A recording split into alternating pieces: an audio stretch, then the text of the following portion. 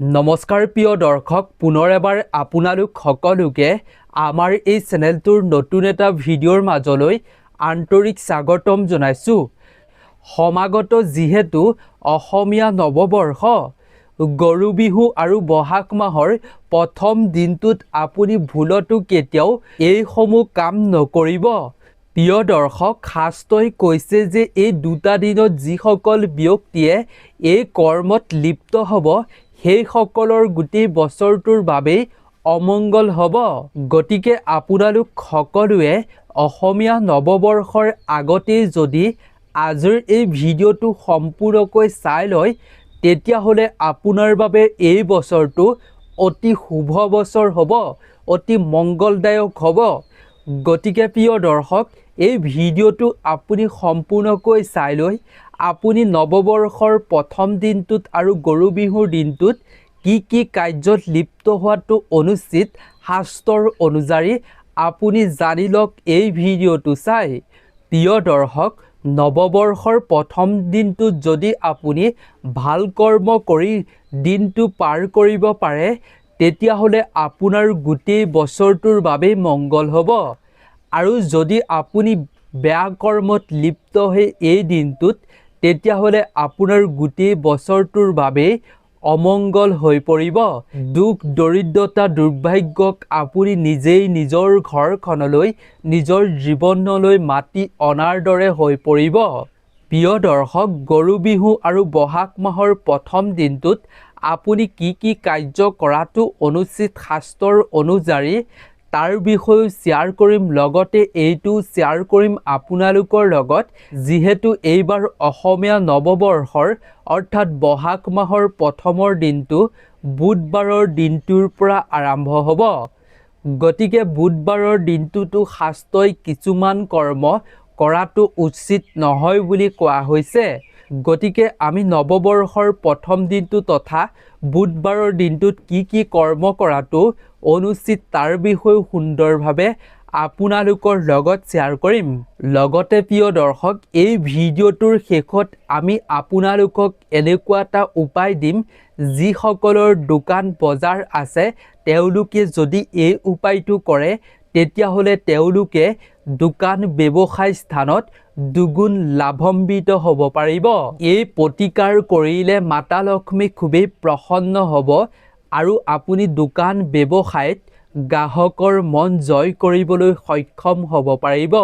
গতিকে প্ৰিয় দৰ্শক, ভিডিঅ'টোৰ মাজলৈ আগবঢ়াৰ পূৰ্বে মাতা লক্ষ্মীৰ যাতে আপুনি অসীম কৃপা এই বছৰটোত লাভ কৰিব পাৰে, মাতা লক্ষ্মীৰ কৃপাত যদি সঁচা অৰ্থে আপুনি আৰ্থিক উন্নতি হ'ব বিচাৰিছে, জীৱনৰ পৰা অভাৱ অনাটন দূৰ কৰিব বিচাৰিছে সঁচা অৰ্থে, তেন্তে মাতা লক্ষ্মীক সন্মান জনাই কমেণ্টত জয় মা লক্ষ্মী বুলি অৱশ্যেই লিখিব আৰু লগতে এটা অৱশ্যেই ভিডিঅ'টো লাইক কৰিব।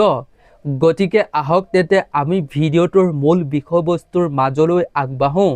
নৱবৰ্ষৰ প্ৰথম দিনটো আৰু গৰু বিহুৰ দিনটোত কি কাৰ্য কৰিব নালাগিব তাৰ বিষয়ে প্ৰথমেই জানি লওঁ।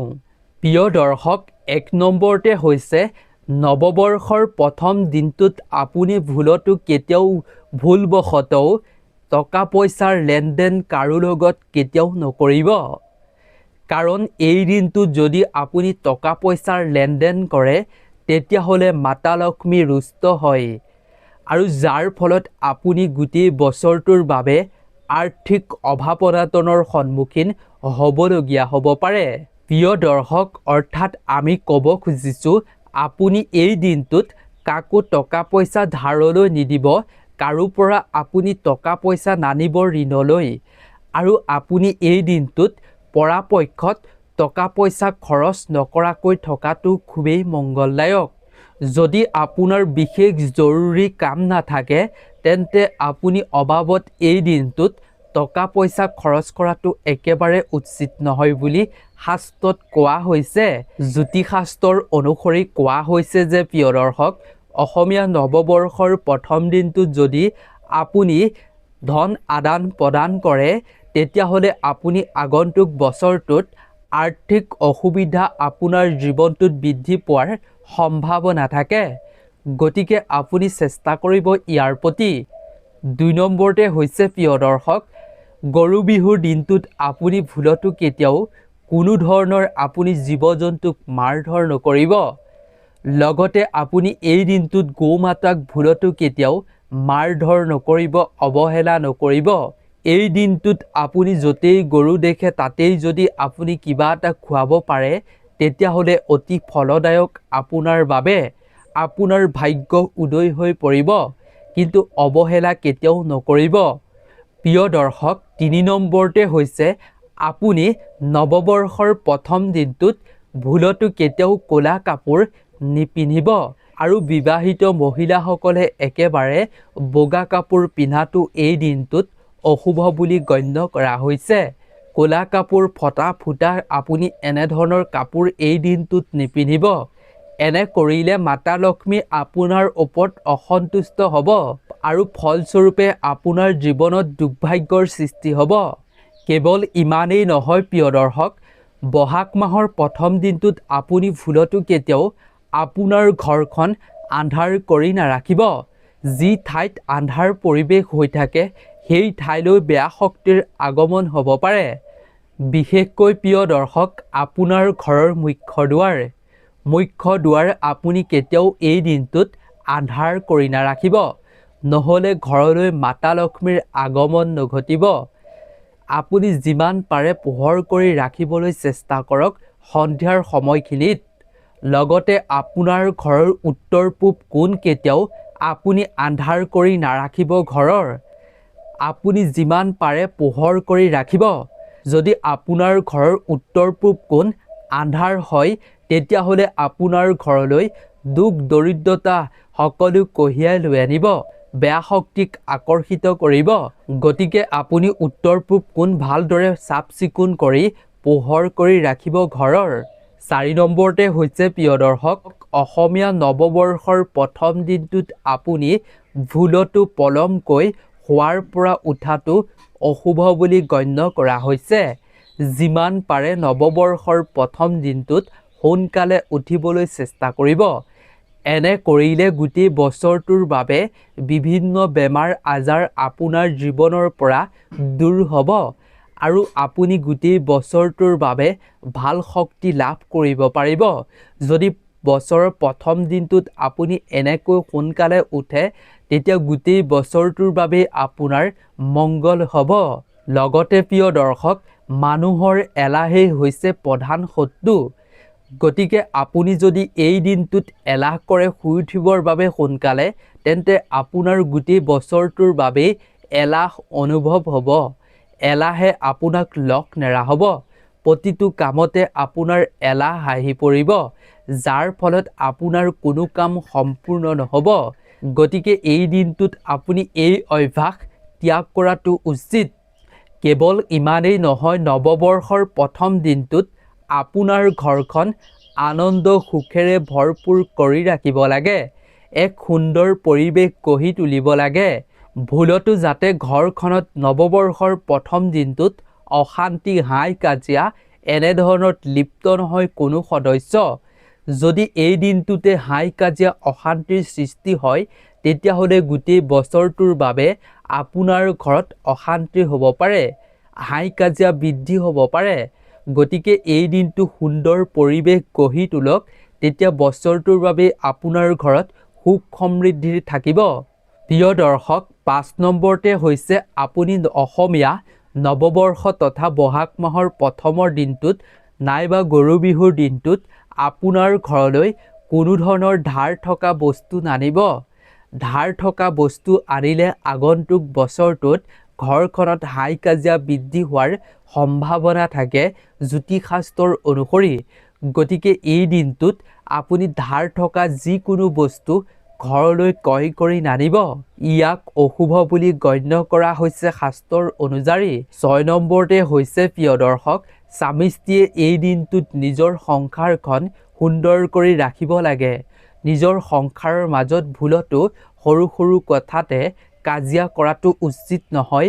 বছৰৰ প্ৰথম দিনটোত যদি এই দিনটোত স্বামী স্ত্ৰীয়ে সৰু সৰু কথা লৈয়ে কাজিয়া কৰে নাইবা পৰিয়ালত কাজিয়া হয় তেতিয়াহ'লে বুধ গ্ৰহ গোটেই বছৰটোৰ বাবে দুৰ্বল হৈ পৰিব। লগতে প্ৰিয় দৰ্শক, যিসকল ব্যক্তিৰ ৰাশি চক্ৰত বুধ অশুভ অৱস্থাত থাকে তেনে লোকসকলে এই বহাগ মাহৰ প্ৰথম দিনটো তথা বুধবাৰৰ দিনটোত যিকোনো বুধবাৰৰ দিনটোতেই কেতিয়াও গৃহ নিৰ্মাণ কৰাটো উচিত নহয়। গৃহ নিৰ্মাণ কাৰ্য আৰম্ভ কৰাটো এই দিনটোত উচিত নহয়। যিসকলৰ ৰাশি চক্ৰত বুধ অশুভ অৱস্থানত থাকে সেইসকল ব্যক্তিয়ে 7 নম্বৰতে হৈছে প্ৰিয় দৰ্শক, যদি আপোনাৰ ঘৰলৈ নৱবৰ্ষৰ প্ৰথম দিনটোত কিন্নৰ আহে তেন্তে কিন্নৰক আপুনি ভুলতো কেতিয়াও এই দিনটোত অৱহেলা নকৰিব। কিন্নৰ সকলক বুধ গ্ৰহৰ প্ৰতীক বুলি গণ্য কৰা হয়, সেয়েহে তেওঁলোকক অপমান কৰাটো উচিত নহয় বুলি কোৱা হৈছে শাস্ত্ৰৰ অনুসৰি। যেতিয়াই আপোনাৰ ঘৰলৈ কিন্নৰ আহে তেতিয়াই আপোনাৰ সামৰ্থ্য অনুযায়ী দান বৰঙণি আগবঢ়াবলৈ চেষ্টা কৰিব লাগে। টকাৰ পৰা আৰম্ভ কৰি চাউল কাপোৰ আপুনি ফল মূল আপুনি ঢোল তাম বা পিতলৰ বাচনলৈকে আপুনি দিব পাৰিব দান হিচাপে। কিন্তু প্ৰিয় দৰ্শক, মনত ৰাখিব, ভুলতো আপুনি কিন্নৰক কেতিয়াও তীখাৰ বাচন বৰ্তন দান নকৰিব। যদি আপুনি ভুলতে তীখাৰ বাচন বৰ্তন কিন্নৰক দান কৰে ভুলবশতঃ হ'লেও, তেতিয়াহ'লে আগন্তুক বছৰটোত আপুনি ধন টকা পইচাৰ সমস্যাৰ সন্মুখীন হ'বলগীয়া হ'ব পাৰে। লগতে যদি আপোনাৰ ঘৰখনলৈ অহাৰ পাছত কিন্নৰ যদি আপোনাৰ সেৱা শুশ্ৰূষাত সন্তুষ্ট হৈ কিন্নৰে যদি আপোনাক এটা টকাৰ মুদ্ৰা দিয়ে তেতিয়াহ'লে আপোনাৰ জীৱনটো সৌভাগ্যশালী হৈ পৰিব বুলি কোৱা হৈছে শাস্ত্ৰত। ইয়াৰ দ্বাৰা আপুনি কেতিয়াও ধন টকা পইচা সম্পৰ্কীয় সমস্যাৰ সন্মুখীন হ'বলগীয়া নহয়। সেইবাবেই কিন্নৰ আহিলে আপুনি অৱহেলা কেতিয়াও নকৰিব। প্ৰিয় দৰ্শক, এতিয়া জানো আহক, যিহেতু বুধবাৰৰ পৰা অসমীয়া নৱবৰ্ষৰ আৰম্ভ হৈছে, বুধবাৰৰ দিনটোত আমি কি কাৰ্য শাস্ত্ৰই কৰাটো উচিত নহয় বুলি কোৱা হৈছে তাৰ বিষয়ে জানো। 1 নম্বৰতে হৈছে, আপুনি যদি নৱবৰ্ষৰ প্ৰথম দিনা ভগৱান শ্ৰী গণেশক পূজা অৰ্চনা কৰে তেন্তে তেওঁ পূজাত আপুনি ভুলতো তুলসী পাত অৰ্পণ নকৰিব তথা নিবেদন নকৰিব। তুলসী পাত কেৱল আপুনি ভগৱান বিষ্ণুক অৰ্পণ কৰিব এই দিনটোত। লগতে কেতেকী ফুলো আপুনি ভুলতো ভগৱান শ্ৰী গণেশৰ পূজাত অৰ্পণ নকৰিব। ইয়াৰ বিষয়ে বিভিন্ন পৌৰাণিক কাহিনী আছে। লগতে বগা চন্দন, বগা ফুল, বগা কাপোৰ এইবোৰ অশুভ বুলি বুধবাৰ দিনটোত কোৱা হয়।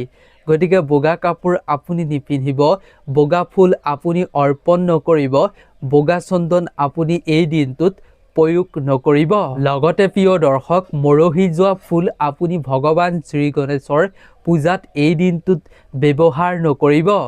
লগতে আপুনি যদি ভগৱান শ্ৰী গণেশক চাউল অৰ্পণ কৰিব বিচাৰে তেন্তে নিখুঁত চাই চাউলহে অৰ্পণ কৰিব, ভগা ছিগা চাউল অৰ্পণ কেতিয়াও নকৰিব।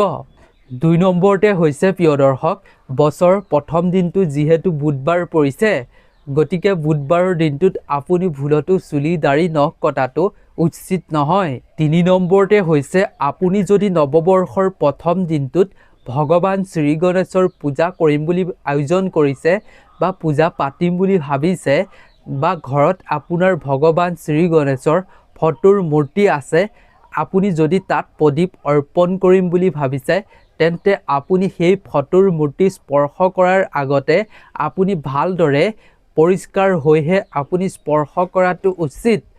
আৰু ভুলতো আপুনি গণপতি বাপ্পাৰ পিঠি দৰ্শন কৰাটো উচিত নহয়। গণপতি বাপ্পাৰ পিঠিত দৰিদ্ৰতা থাকে বুলি কোৱা হয়, সেইবাবেই গণপতি বাপ্পাৰ পিঠি দৰ্শন কৰিব নালাগে।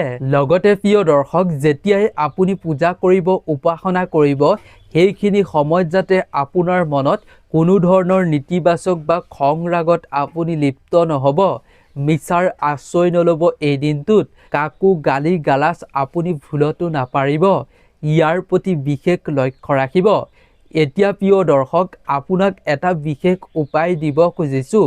যিসকলৰ দোকান আছে বজাৰ আছে ব্যৱসায় কৰে তেওঁলোকে যদি ব্যৱসায় স্থানত দোকানত এই উপায়টো কৰিব পাৰে তেতিয়াহ'লে তেওঁলোকৰ আৰ্থিক উন্নতি দুগুণ হ'ব বুলি কোৱা হৈছে বছৰৰ প্ৰথম দিনটোত এই উপায় কৰাটো খুবেই ফলদায়ক যিহেতু নৱবৰ্ষ বুধবাৰৰ পৰাই আৰম্ভ হ'ব বহু লোকে এই প্ৰতিকাৰ কৰি আৰ্থিক উন্নতিও হৈ পৰিছে আপুনিও কৰিবলৈ চেষ্টা কৰিব ইয়াৰ বাবে আপোনাক 7টা সেউজীয়া ইলাচি প্ৰয়োজন হ'ব আৰু আপোনাক 21 ডাল দুবৰি বনৰ প্ৰয়োজন হ'ব তাৰ পাছত আপুনি 21 ডাল দুবৰি বন গাঁঠি দি ল'ব এডাল ৰছীয়ে তাৰ পিছত আপুনি এই দুয়োটা বস্তু ভগৱান শ্ৰী গণেশক অৰ্পণ কৰিব আৰু তাৰ পাছত নি আপুনি এই বস্তু কেইটা আপোনাৰ ব্যৱসায় স্থানত ভগৱান শ্ৰী গণেশৰ এখন ফটো লগাই